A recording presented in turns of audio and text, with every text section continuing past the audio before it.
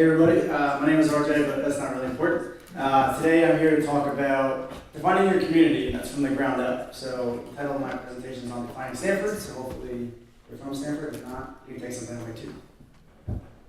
So I want to start off by talking about what I'm not going to talk about. A couple themes that came up: facing fear, the power of no, which I'm not really good at, and embracing awkwardness. I actually thought about singing, but I'm not going to do that, so don't worry about it. But I want to talk about what's important to me.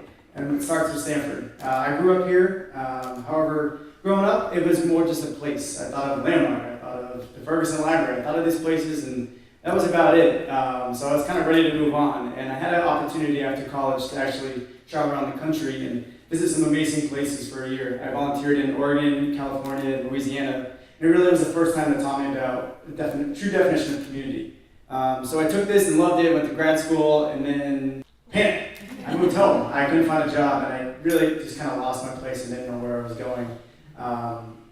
Really started doing some soul searching and thinking about what was important to me, and really that sense of community. So I kind of started doing it, and luckily I came across this organization called Public Allies, where I work for now, and we are essentially trying to develop new leaders for the nonprofit sector. And it really opened the doors for me, truly and honestly, and I'm happy to talk about it later. But it also brought me to some really cool places like Turkey, like Brazil. And through all those travels, I realized that Stamford was my home and that I really wanted to call it my community and move forward with it. So again, when I started thinking about what I wanted to talk about, what does Stamford actually really mean to me?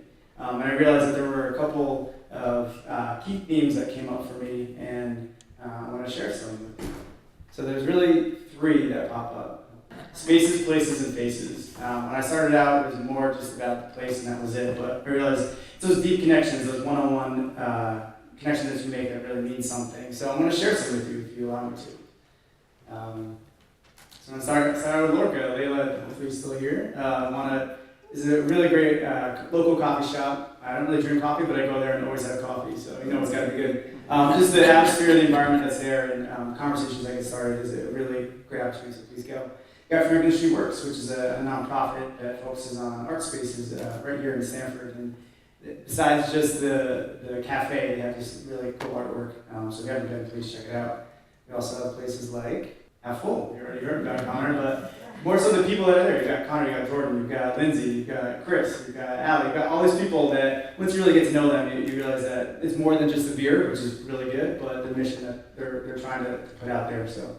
You've got farms. You've got Ferry Farm, you've got Hubbard Heights, that are urban farms that are growing food for community, Stamford residents. So you just have to go out there and explore. And I realized people are doing some really cool stuff. What about me? I want to do some stuff too. So it led me to kind of starting a local chapter of a national nonprofit called Eat for Equity. And we're essentially having community meals to raise money for local nonprofits. So we partner with local businesses, use local ingredients. Every 2 months, we cook a community dinner, invite as many people as we can to come. So we get pretty crazy with the menus and just have a lot of fun with it. Got everything from Haitian themed. I have no idea what I'm doing. I'm not a cook at all or a chef, but end up having a lot of fun with it. So a couple of numbers hopefully pop up. We've had 5 events so far. 330 people have showed, and we've raised $6,760 to go back into the community. So really proud of that. This project is going to keep going. We've got another event coming up in a couple of weeks, so hopefully you should all be there. Here you are tonight, Ignite Stamford, another project that's up and coming, and it's really exciting to hear about ideas that are happening. I also want to share one more project that's about to start called Young Energetic Solutions. It's about really using 20 and 30-year-olds to help make positive changes in the communities that we're living in. It's a statewide mission that's happening, and I'm kind of spearheading the Stamford chapter, so I'm happy to talk more about that. So what does all this mean? There's a lot of things happening, and I want to just slow down and think about what is it that you need to really define your community. So just think of some words like create, eat, join, finish, enjoy, connect, act, start, cry. Just have some emotions and start to really think about what means the most. So I want to pose a question to you. What does Stamford really mean to you? Think about those spaces, those places, those faces that really are deep connections that keep you coming back. I want to end with this. Just think about it. Hopefully we have some time at the end and don't get kicked out, but share it. Share what you know and get other people involved.